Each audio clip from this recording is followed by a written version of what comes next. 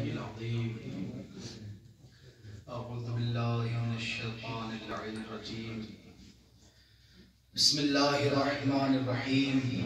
الحمد لله الذي هدانا لهذا وما كنا لنهتدي لولا أن هدانا الله لقد جاءت رسل ربنا بالحق. الصلاة والسلام والتحية والإكرام على سيد اسلم في الوجود سب الله في كل موجود نقطة دائرة الوجود صاحب لواء الحمد والمقام المحمود مولانا ومقتدانا ومولا الثقلين جد الحسن والحسين بالقاسم محمد.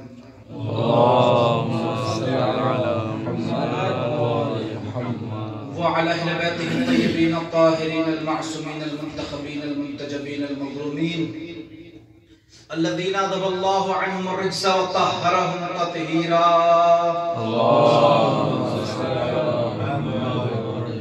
ولعنة الله على أعدائهم أجمعين من الآن إلى صباح يوم الدين. أما بعد فقد قال الله سبحانه تبارك وتعالى في محكم كتابه المبين وهو أصدق الصادقين وقوله الحق. بسم الله الرحمن الرحيم. قل لا أسألكم عليه أجرا إلا المودة في القربى. صلوات الله محمد وعلى محمد.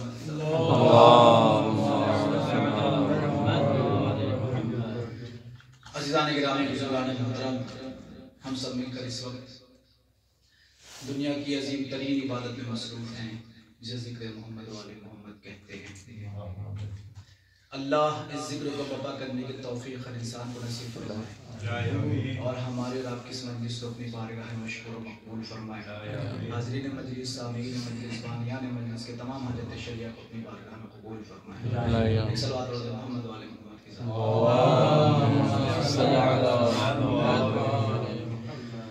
عزیزان گرامی بزرگان محترم، میں نے جس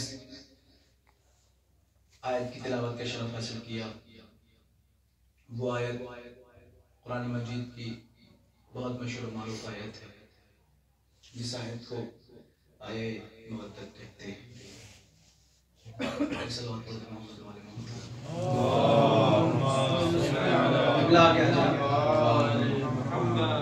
ایک اور صلوات پڑھتے ہیں محمد والے.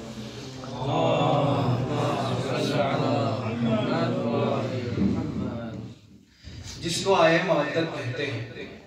اب دیکھیے، ہم شیعہ قوم کو بہت سی آیتیں یاد ہو یا نہ ہو، لیکن وہ آیتیں ضرور یاد رہتی ہیں کہ جن آیتوں کا تعلق اہل بیت سے ہے. سبحان اللہ. کیونکہ یہ آیتیں خصوصاً خطبہ تو وہ آیتیں ضرور یاد رکھتے ہیں کہ جن پہ ان کو مجالس پڑھنی ہوتی ہے. یہ ہے آیت آیے مودت، جس میں اللہ کا نبی بحکم خدا مسلمانوں سے ایک سوال کر رہا ہے، اور وہ سوال ہے کہ جس کا جواب خود اللہ نے بیان فرمایا. مہاجرین و انصار نبی کی خدمت میں حاضر ہوئے. کیوں حاضر ہوئے؟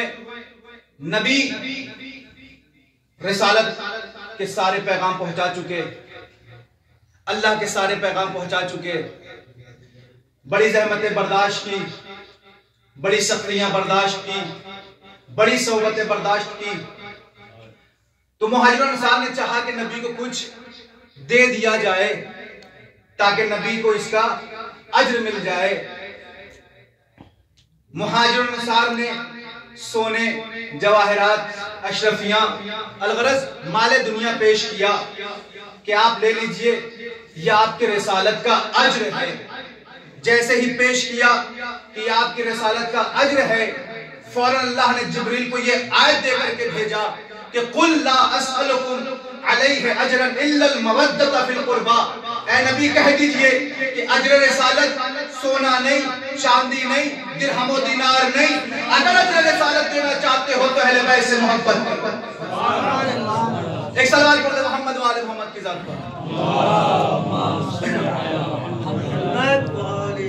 توجہ چاہتا ہوں، محبت اہل بیت میرا موضوع ہے. توجہ اور اہمیت محبت اہل بیت کو دیکھیں قرآن و حدیث کی روشنی میں.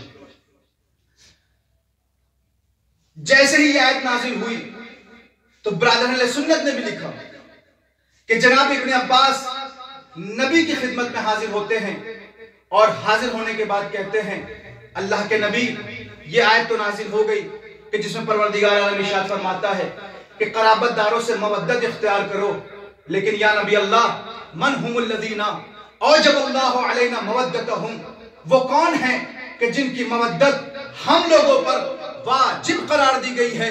تو فوراً اللہ کے نبی نے ارشاد فرمایا ہم علی و فاطمہ و ابناہما الحسن والحسین، وہ کوئی اور نہیں، علی ہیں، فاطمہ ہیں، حسن و حسین ہیں، ان کی مودت ہم پر واجب قرار دی گئی ہے، ہم پہ لازم قرار دی گئی ہے۔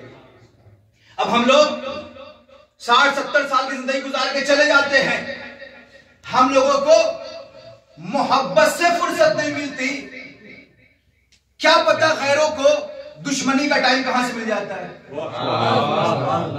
ہمیں تو محبت سے ہی فرصت نہیں ملتی، جتنی محبت کرو لگتا ہے کم محبت کی، اور وہ پتہ نہیں بغض کا وقت کہاں سے نکال لیتے ہیں۔ اب دیکھیے گا، محبت اہل بیت ہے اجر رسالت، مودت اہل بیت ہے اجر رسالت۔ توجہ، محبت اہل بیت ہے اجر رسالت، مودت اہل بیت ہے اجر رسالت۔ لیکن آپ سے سوال کرتا ہوں کہ کیا ہر کوئی مودت اہل بیت، محبت اہل بیت اختیار کر سکتا ہے کہ اہل بیت کو چاہ سکتا ہے؟ نہیں۔ اول شرط لمودتہم النطفۃ الطاہرہ، توجہ ڈالنے کے میں کچھ کہہ رہا ہوں آپ کے سامنے۔ اول شرط لمحبتہم النطفۃ الطاہرہ، ان سے محبت کرنے کی سب سے پہلی شرط یہ ہے کہ انسان کا نطفہ طاہر ہو، انسان کا نطفہ پاک ہو۔ میں اپنی طرف سے نہیں کہہ رہا ہوں، یہ میرا دعویٰ نہیں ہے کہ ان سے محبت کرنے کے لیے سب سے پہلی شرط یہ ہے کہ نطفہ پاک ہو۔ میں اپنی طرف سے نہیں کہہ رہا ہوں، نبی نے فرمایا تھا لا یحبنا الا مومن طابت ولادتہ، ہم سے محبت وہی کرے گا جس کی ولادت پاک ہو۔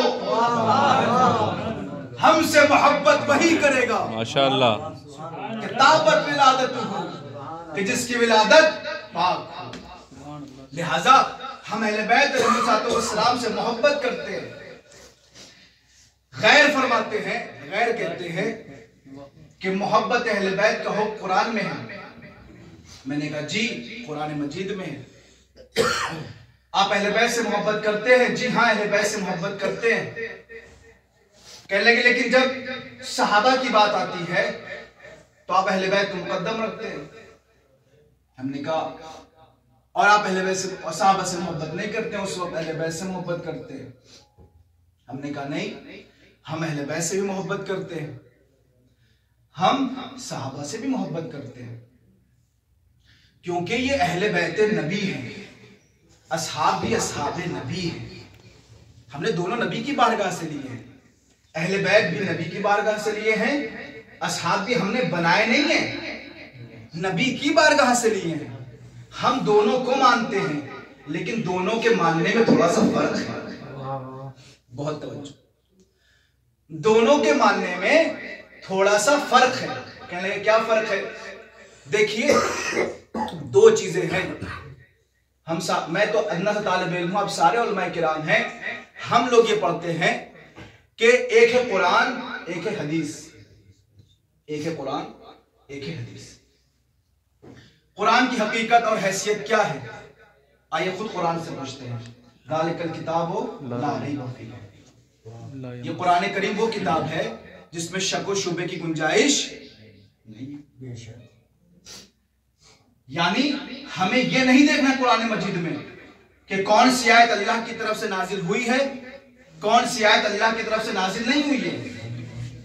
جتنی بھی آیتیں ہیں قرآن کے پاروں میں سب اللہ کی جانب سے نازل ہوئی ہیں۔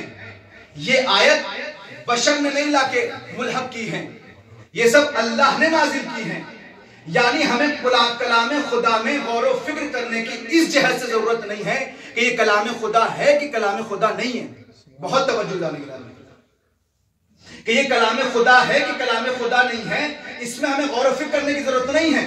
البتہ ہمیں اس میں ضرور غور و فکر کرنے کی ضرورت ہے کہ کون سی تفسیر معصوم سے منسوب ہے اور کون سی منسوب نہیں ہے۔ بہت توجہ دانے کرام نے ایک صلوات پڑھی، آپ نے تھوڑا آگے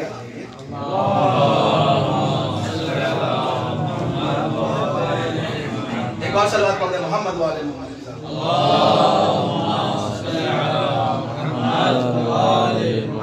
توجہ رکھیے گا، میری تمرکز رکھیے گا۔ دیکھیے قرآن مجید اس میں ہمیں غور و فکر کرنے کی ضرورت نہیں ہے کہ یہ آیت اللہ کی جانب سے ہے، یہ آیت اللہ کی جانب سے نہیں ہے، لیکن تفسیروں میں ہمیں ضرور دیکھنا پڑے گا کہ کون سی تفسیر اللہ معصوم کی طرف منسوب ہے اور کون سی زبردستی منسوب کی گئی ہے۔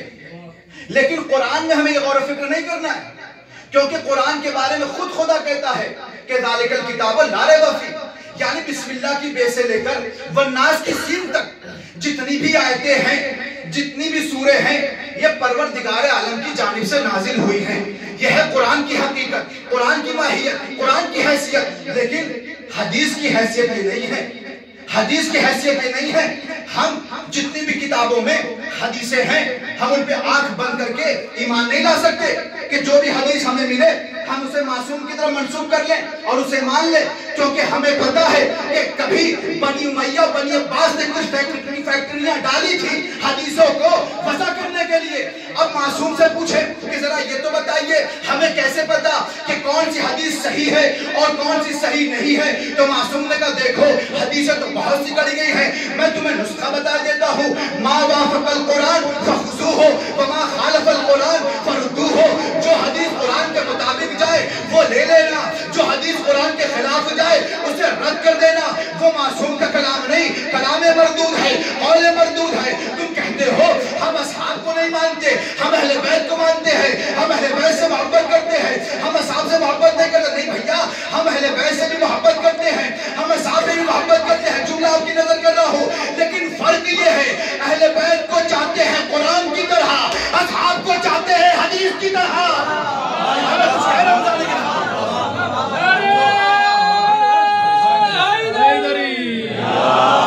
سبحان اللہ، ماشاءاللہ، اللہم صلی علی محمد وعلی محمد۔ بھائی اہل بیت کو چاہتے ہیں قرآن کی طرح، اصحاب کو چاہتے ہیں حدیث کی طرح۔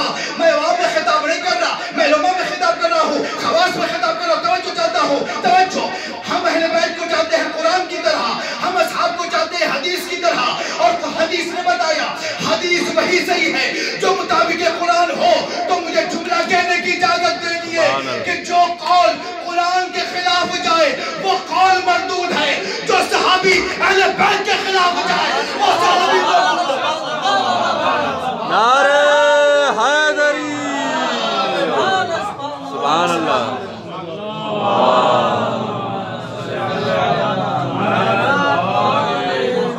نعرہ حیدری، آواز بلند، نعرہ صلوات۔